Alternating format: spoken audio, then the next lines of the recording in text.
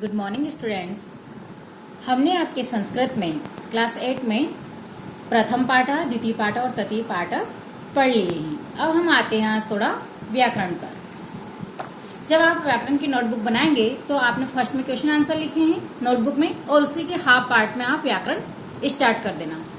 आपके व्याकरण में फर्स्ट आ रही है संधि, पर हम संधि पढ़ने से पहले एक सामान्य व्याकरण को देखते हैं। व्याकरण में सबसे छोटे से छोटे क्या होता है? ध्वनि क्या होती है? वर्ण। वर्ण किसी भी छोटी से छोटी ध्वनि को वर्ण कहते हैं। इन्हें खंडित नहीं किया जा सकता, मतलब वर्ण के कभी भी टुकड़े नहीं होते हैं। वर्ण के कितने प्रकार होते हैं? वर्ण दो प्रकार के होते हैं, नंबर 1 स्वर और नंबर 2 व्यंजन। स्वर क्या है? वे वर्ण जिनके उच्चारण के लिए हमें दूसरे वर्णों की सहायता की आवश्यकता नहीं होती, वो स्वर कहलाते हैं। मतलब स्वर जो होते हैं वो अपने आप में पूर्ण होते हैं, उन्हें बोलने के लिए हमें किसी और वर्ण की आवश्यकता नहीं होती। वो क्या कहलाते हैं? स्वर कहलाते हैं। स्वर 13 होते हैं। अ आ, ई ई, उ ऊ, ऋषि और ऋषि। ळ में जो ई की रकार जो लगती है, ए ओ औ, ये संस्कृत में 13 स्वर हैं। अब स्वर के कितने भेद होते हैं? स्वर के 3 भेद होते हैं, ह्रस्व स्वर, दीर्घ स्वर, लुप्त स्वर। अब इनको ह्रस्व स्वर मतलब जो छोटा अ, छोटी ई, छोटा उ और छोटा री जो होता है वो क्या कहलाते हैं? ह्रस्व स्वर कहलाते हैं। जैसे अ, ई, उ, ए और ऋषि और ळ का ये किस में आते हैं? ह्रस्व स्वर। मतलब जिनको बोलने के लिए कम समय लगता है, जिसके उच्चारण करने के लिए कम से कम समय लगता है, वो क्या कहलाते हैं? ह्रस्व स्वर। दीर्घ स्वर वो स्वर होते हैं जो ह्रस्व स्वर से डबल समय लेते हैं, वो कौन से स्वर कहलाते हैं? दीर्घ स्वर। और दीर्घ स्वर में कौन कौन से आते हैं? आ, ई, उ, ओ, औ और बड़ा ऋषि, ये कौन से होते हैं? दीर्घ स्वर होते हैं। अब लुप्त स्वर। लुप्त स्वर मतलब जिसको हम इस तरह से लिखते हैं, वो वाला जो ये वाला जो अ होता है ना, ये वाला हम लिखते हैं ओम, जिसका उच्चारण जिसे हम करते हैं। तो ये जो लुप्त स्वर का उच्चारण करने के लिए हमें ह्रस्व स्वर से 3 गुना समय लगता है। कितना समय लगता है? 3 गुना। ह्रस्व स्वर से 3 गुना समय जो लगता है वो स्वर कौन सा कहलाता है? लुप्त स्वर, ओम जैसे हम बोलते हैं। ठीक है, अब हम आते हैं व्यंजन पर। वे वर्ण जिनके उच्चारण के लिए हमें स्वरों की सहायता, व्यंजन के उच्चारण के लिए हमें स्वरों की सहायता लेनी होती है। मतलब वे वर्ण जिनके उच्चारण के लिए हम स्वरों की सहायता लेते हैं व्यंजन कहलाते हैं। व्यंजन कितने होते हैं? 33 जैसे। और व्यंजन अपने आप में पूर्ण नहीं होते, व्यंजन को हमेशा बोलने के लिए हमें स्वरों की सहायता लेना पड़ती है। जैसे फॉर एग्जाम्पल क है ना, तो इस क, ये क के नीचे हलंत है, मतलब ये क आधा है। और जब हम क का पूरा उच्चारण करते हैं तो कैसा होता है? क प्लस अ, ये हलंत लगता है, बराबर बनता है क। इस तरह से सारे व्यंजन बनते हैं। तो क्या है व्यंजन में? क, ख, ग, घ, न, सबके नीचे हलंत लगे हुए होंगे जब तक हम व्यंजन की परिभाषित करेंगे। च, छ, ज, न, ट, ठ, ड, ढ, न, त, थ, द, ध, न, प, फ, ब, भ, म, य, र, ल, व, श, स, ह। ठीक है। अब इनके अतिरिक्त 3 व्यंजन और होते हैं जो 2 व्यंजनों के मिक्सिंग से बना होता है, मिक्स करके बनाया जाता है। कौन कौन है वो? देखिए, क्षप, क्षत्री का क और श पूरा रहता है, क आधा रहता है, तो क्या बनता है? क्षत्री का बनता है त्र, त और र, त आधा रहता है, र पूरा रहता है, तो क्या बनता है अपना? त्र। और एक और रहता है ज्ञ, ज्ञ में ज आधा और न पूरा होता है तो ज्ञ बनता है। ठीक है। अब हिंदी में एक श्रम जो लिखते हैं ना, उसमें जो रहता है हिंदी में श चक्कर वाला और र पूरा होता है तो वो बनता था श्र, जो हम श्रम वाला जो श्र लिखते हैं वो श्र। ठीक है। अब व्यंजन के भेद। व्यंजन के कितने भेद हैं? फर्स्ट है स्पर्श व्यंजन, मतलब जब जिसका उच्चारण करते हैं तो मुंह में जिस उच्चारण के साथ स्पर्श होता है मुंह के अंदर के भागों का, उसको स्पर्श व्यंजन कहते हैं। अंतस मतलब उच्चारण अंदर की साइड से निकलता है, वो अंतस व्यंजन कहता है। ऊष्म व्यंजन जो हवा के साथ बाहर निकलते हैं वो ऊष्म व्यंजन कहलाते हैं। और यौगिक व्यंजन मतलब 2 व्यंजनों के योग से जो बनता है वो यौगिक व्यंजन। कौन से यौगिक? जैसे कि क्षत्र और ज्ञ, ये यौगिक व्यंजन कहलाते हैं। अब एक उच्चारण तालिका के माध्यम से हम ये समझते हैं कि किन किन व्यंजनों और स्वरों या ऊष्म या अंतस का कहाँ कहाँ स्थान है। फर्स्ट है कंठ से कौन कौन से स्वर और व्यंजन निकलते हैं? कंठ से स्वर निकलते हैं अ आ। आप इसको प्रयोग करके देखिए, प्रैक्टिस के थ्रू पे उसके उच्चारण करके देखिएगा। अ आ व्यंजन में क्या निकलते हैं, क ख ग घ न। और उष्म व्यंजन जो हवा के साथ ह जो बाहर निकलता है तो वो किस में आते हैं, कंठ में। ह इसको हम संज्ञा के रूप में क्या बोलते हैं, कंठ। क्या बोलते हैं संस्कृत में, कंठ। अब तालु, तालु जो अपने मुंह के ऊपर वाला हिस्सा होता है, ऊपर वाले दांत के जो अंदर वाला जो हिस्सा होता है वो क्या बोला जाता है, तालु। अब इसमें तालु में स्वर में निकलते हैं ई, मतलब कहीं ना कहीं वो सक्रिय होता है। व्यंजन च छ ज झ ण, जुबान तालु को टच कर रही है तो वो क्या कहलाता है, तालु व्यंजन। अंतस्थ व्यंजन में यह बोलने के लिए हमारा ऊपर का हिस्सा पूरा सक्रिय हो रहा है। उष्म में श, इसको हम क्या बोलते हैं संज्ञा में, तालव्य। अब मुर्दा, मुर्दा मतलब जहां हमारी जुबान मुड़ती है, जुबान के आगे का जो नुकला हिस्सा है वो मुड़ता है।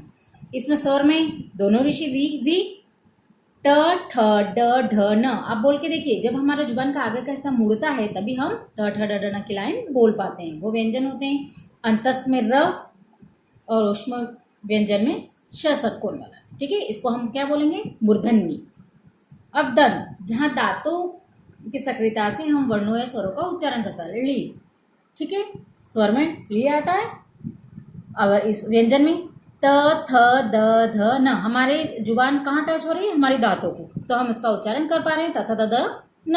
अंतस्थ ल, उष्म स, और संज्ञा में इसको हम क्या देंगे संस्कृत में, दंती। क्या बोलते हैं, दंती। अब हमारा आता है ओष्ठ, जो होठों के सक्रिय होने से हम इसका बोल पाते हैं। स्वर क्या है, उ दोनों उ। व्यंजन में प फ ब भ म, होठों की सहायता से हम व्यंजन को बोल पा रहे हैं, उसको हम क्या बोलते हैं, ओष्ठ। अब कंठ तालु, ए व्यंजन में नहीं है, कंठ और तालु दोनों के उपयोग से। अब इसको हम क्या बोलते हैं, कंठ तालव्य। कंठोष्ठ, कंठोष्ठ में क्या, कंठ और होठ से जो हम उच्चारण करते हैं उसमें स्वर में उच्चारण होता है ओ औ। ठीक है, इसको हम क्या बोलते हैं, कंठोष्ठी। हमने पढ़ लिया कंठ तालु। कंठ तालु में हमने स्वर को ए पढ़ा, उसको कंठ और तालव्य का जहाँ संयोग होता है वहाँ स्वर ए और ए निकलता है कंठोष्ठ में, और औ, इसको हम क्या बोलते हैं, कंठोष्ठ। अब आएगा दंतोष्ठ, मतलब दांत और होठ से जिसके संयोग से जो उच्चारण होता है वो अंतस्थ में व, दांत और होठ देखिए क्या बोलते हैं, व का उच्चारण करेंगे तो दोनों का सक्रिय भाग रहेगा, उसको हम क्या बोलते हैं, दंतोष्ठी। अब नासिका, जहाँ मतलब कंठ तालु और इनका उपयोग नहीं होता, कहाँ का उपयोग होता है, नासिका। तो नासिका मतलब नाक के हिस्से का जो उपयोग होता है उसको हम नासिका बोलते हैं। जो अपने पंचम वर्ण होते हैं उसको हम नासिका के उपयोग से उच्चारण करते हैं। न और म, ये अपने पंचम वर्ण किसके सहायता से बोला जाता है, नासिका के, तो हम इसको क्या बोलेंगे, नासिकी। ये हो गई आपकी स्थान, स्वर, व्यंजन, अंतस्थ, उष्ण और संज्ञा कहाँ से किस स्थान से बोले जाते हैं। अब हम पढ़ेंगे शब्द। वर्णों का ऐसा समूह जिसका कुछ अर्थ हो, शब्द का कुछ अपना अर्थ होता है ना, तो वर्णों का ऐसा समूह जिसका कुछ अर्थ हो, अर्थात वह अर्थवान हो, शब्द कहलाता है। अब जैसे हम हिंदी में तो शब्दों का बोल देते हैं पर उसके लिए किसी की आवश्यकता नहीं होती, पर जब हम संस्कृत में शब्दों का उच्चारण करते हैं या बनाते हैं तो किन किन चीज़ों की आवश्यकता होती है। संस्कृत में शब्द प्रयोग करने के लिए हमें विभक्ति, वचन, लिंग इनकी आवश्यकता होती है, और कहीं कहीं हमें उनको पूरा संस्कृत में विशेष रूप से समझने के लिए कि पुरुष कितने होते हैं, कितने वचन होते हैं, उसके हमें धातु की सहायता भी लेनी होती है। हम एक संक्षिप्त रूप में विभक्ति को समझेंगे कि विभक्ति किस रूप से चली जाती है। जैसे आपने 6th-7th में पढ़ा होगा कि बालक बालको बालिका, बालिका बालिका बालिका, मतलब बालक बालिका और पत्र की, इस तरह से पुल्लिंग की, स्त्रीलिंग की और नपुंसकलिंग की विभक्तियां चलाई होगी आप लोगों ने, तो आपने समझा होगा कि विभक्ति कैसे चलती है। देखिए विभक्ति मतलब जो अपने हिंदी में या आप लोगों ने हिंदी में कारक पढ़े हों वही विभक्ति का रूप होता है। विभक्ति कितने प्रकार की होती है, अष्टमी, प्रथमा, द्वितीया, तृतीया, चतुर्थी, पंचमी, षष्ठी, सप्तमी और अष्टमी।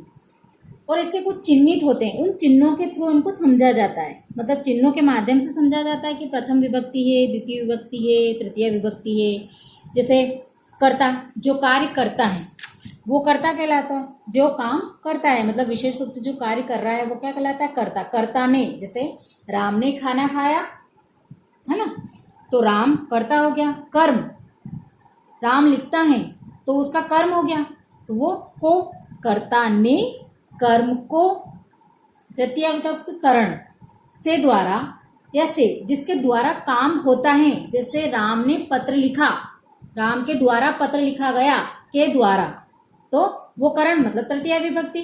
अब यहाँ ये जरूरी नहीं है कि जब हमारे सेंटेंस में नो, के द्वारा ये सारी चीजें आए, सिर्फ एक उस शब्द को पढ़ने से पता लगता है कि इसमें विभक्ति कौन सी है। संप्रदाय, चतुर्थी विभक्ति संप्रदाय, को, के लिए, किसके लिए, काम किसके लिए हो रहा है, वो कौन सा होता है, चतुर्थी विभक्ति।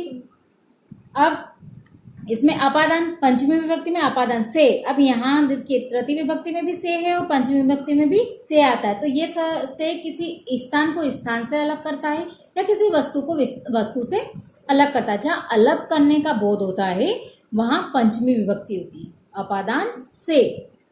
षष्ठी मतलब जहाँ संबंध बता रहा हो, ये मेरी बहन की बेटी है, ये मेरे भाई का लड़का है, तो ये का, की के जो संबंध बताता है वहां षष्ठी विभक्ति होती है। सप्तमी अधिकरण, में, पर, पे,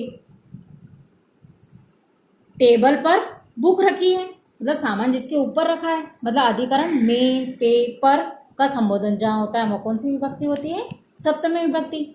और संबोधन क्या है, जैसे किसी को आवाज देते हैं ना, ए, अरे, ओ, इस तरह का जब संबोधन करते हैं तो वो कौन सी विभक्ति हो जाती है, अष्टमी संबोधन विभक्ति हो जाती है। ठीक है, तो ये आपकी प्रथमा, द्वितीय, तृतीया, चतुर्थी, पंचमी, षष्ठी, सप्तमी और अष्टमी विभक्ति है। और इसको आपको ऐसे पहचानना होगा, कर्ता ने कर्म को करण से द्वारा, संप्रदाय को के लिए अपादान से, यहाँ अलग होने पर है, संबंध काकी के, अधिकरण में, पर, और संबोधन हे, अरे, ओ। ये जब हम विभक्ति चलाएंगे तो इसको हम डिटेल में समझेंगे। ये अभी हमने आपको शॉर्ट रूप समझाया, मैं उदाहरण सहित आपको ये पूरा क्लियर करूंगी। जैसे विभक्ति में कौन कौन सी बहुत सारी विभक्ति चलती है, स्त्रीलिंग, पुल्लिंग, नपुंसकलिंग, जो भी होते हैं ना, बालक, बालिका, पुष्प आदि, है ना। अब जैसे लिंग, लिंग जिससे संज्ञा की जाति का बोध, वह क्या कहलाता है, लिंग कहलाता है। कि कौन सी संज्ञा है, लिंग 3 प्रकार के होते हैं, पुल्लिंग, स्त्रीलिंग और नपुंसकलिंग। फर्स्ट है पुल्लिंग, जिससे पुरुष जाति का बोध हो, वे शब्द पुल्लिंग होते हैं, जैसे बालकः, नरः, नृपः, जो राजा, गज मतलब हाथी इत्यादि। ये जिससे पुरुष जाति का बोध हो वो पुल्लिंग कहलाते हैं। स्त्री, स्त्रीलिंग मतलब जिससे स्त्री जाति का बोध हो वे शब्द स्त्रीलिंग होते हैं, जैसे बालिकाः, छात्राः, युवती, पत्नी इत्यादि। थर्ड है नपुंसकलिंग, जिससे निर्जीव वस्तुओं का बोध हो, मतलब जो जीवित नहीं हो, निर्जीव वस्तु को क्या कहला जाता है, नपुंसकलिंग। वे शब्द नपुंसकलिंग कहलाते हैं, जैसे पत्रम, फलम, नेत्रम इत्यादि ना, इस तरह के शब्द नपुंसकलिंग कहलाते हैं। अब हम आते हैं वचन पर। वचन भी कितने होते हैं, वचन भी 3 होते हैं। वचन शब्दों की संख्या का बोध कराते हैं। वचन 3 प्रकार के होते हैं, एक वचन, द्विवचन और बहुवचन। संस्कृत में कितने वचन होते हैं, 3। देखिए संस्कृत में पुरुष भी 3 होते हैं, वचन भी 3 होते हैं और लिंग भी 3 होते हैं। वचन में फर्स्ट पढ़ेंगे एक वचन, जिस रूप से शब्द के एक होने का बोध हो वह एक वचन कहलाता है, जैसे छात्र मतलब एक छात्र, अश्व मतलब एक घोड़ा, गज मतलब एक हाथी इत्यादि। द्विवचन जहाँ 2 का बोध हो, जिस रूप से शब्द के 2 होने का बोध हो वह क्या कहलाता है, द्विवचन, जैसे बालको 2 बालक, अश्वो 2 अश्व मतलब 2 घोड़े, छात्रों मतलब 2 छात्र। ठीक है। अब बहुवचन, बहुवचन में जिस रूप से शब्द के 2 से अधिक होने का बोध हो वो क्या कहलाता है, बहुवचन, जैसे बालका मतलब बहुत सारे बालक, नरा मतलब बहुत सारे व्यक्ति, छात्रा मतलब बहुत सारे छात्र, बहुत सारे अश्वा मतलब बहुत सारे घोड़े। ठीक है। अब इन विभक्ति, लिंग, वचन के अनुसार ही संस्कृत में शब्द रूप चलते हैं। मतलब शब्द रूप के जो चलते हैं ना, वो इन सबको ध्यान में रख के चलाना पड़ता है। जैसे हिंदी में हम इन सारों को, विभक्ति को, लिंग को, वचनों को देखा तो जाता है, पर इतना मतलब एक लिंक बन जाती है। पर संस्कृत में इन चीजों का विशेष ध्यान रहता है, रखना पड़ता है कि विभक्ति, लिंग और वचन का। अब हम शॉर्ट में एक पुरुष, कितने पुरुष होते हैं वो भी पढ़ते हैं। इन लकारों में मतलब जो हम धातु रूप जो चलाते हैं, जैसे अपना होता है ना लंग लकार मतलब वर्तमान काल, लंग लकार मतलब भूतकाल, भविष्य काल को लट लकार बोला जाता है ना, आज्ञावार्ता को लोट लकार बोला जाता है, प्रार्थना आदि को विधिलिंग लकार बोला जाता है। तो लकार हम पढ़ेंगे, इससे पहले हम सिर्फ शॉर्ट में पुरुष समझते हैं कि लकारों में पुरुष के आधार पर रूप चलते हैं। प्रथम पुरुष जिस के बारे में हम बात करते हैं, तीसरा व्यक्ति जिसके बारे में हम बात करते हैं वो क्या कहलाता है? प्रथम पुरुष। मतलब जब किसी तीसरे व्यक्ति की बात किन्हीं दो व्यक्तियों के द्वारा की जाए वो प्रथम पुरुष होता है। जैसे सह का मतलब वह होता है, ते मतलब वे सब, है ना। अब मध्यम पुरुष मतलब जिससे हम बात कर रहे हैं, जो हमारे सामने खड़ा हो और जिससे हम बात कर रहे हैं, वो कौन सा पुरुष हो जाता है? मध्यम पुरुष। मतलब तुम मतलब तुम, युवा मतलब तुम दोनों, है ना। इस तरह से हम जिससे सामने वाले से बात करते हैं वो मध्यम पुरुष हो जाता है। उत्तम पुरुष मतलब हम खुद, जो हम खुद बात कर रहे हैं वो कौन हो जाता है? उत्तम पुरुष। मतलब मैं, है ना। जैसे हम किसी की बात करते हैं, मैं ऐसा करता हूँ, मैं खाना खाता हूँ, जब हम अपने बारे में बात करते हैं। या हम दोनों तो आवाम, है ना। अब हम दोनों बात करते हैं तो वो आवाम कहला जाता है। इस तरह से संस्कृत में पुरुष भी तीन होते हैं। जो हम धातु रूप चलाएंगे तब हम पुरुष को डिटेल में समझेंगे। आज आप अपनी ग्रामर बुक में हाफ पार्ट बनाकर ग्रामर के सारे नोट्स लिख। Okay, have a nice day.